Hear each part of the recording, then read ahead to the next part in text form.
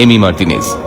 ফ্রান্সের সঙ্গে ফাইনাল ম্যাচের আগে আর্জেন্টিনার দুর্গরক্ষক মার্টিনেজ ফ্রান্সের উদ্দেশ্যে বলেছিলেন, আর্জেন্টিনাকে হারাতে গেলে আগে আমাকে খুন করতে হবে।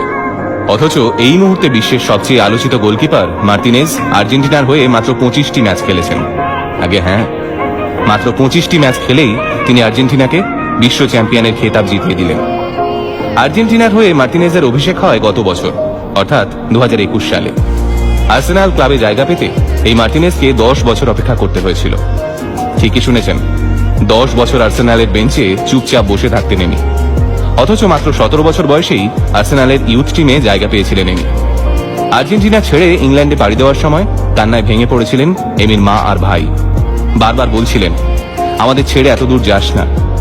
খানিকটা দূরে দাঁড়িয়ে এমির বাবাও হাউ হাউ করে কাঁদছিলেন, কিন্তু ছেলেকে আটকাননি, কারণ তিনি জানতেন তিনি এমির পড়াশোনার খরচা দিতে পারবেন না। এমিও জানত তার বাবা গরিব।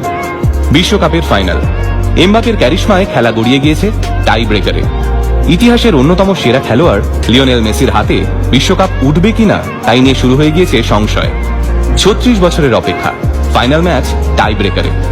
এই ধরনের অমানসিক চাপ নিয়ে গোলের সামনে এসে দাঁড়ালেন এমি মার্টিনেজ। কিন্তু তখন তাকে দেখে কে বলবে যে তিনি আর্জেন্টিনার হয়ে মাত্র 25টি ম্যাচ খেলেছেন?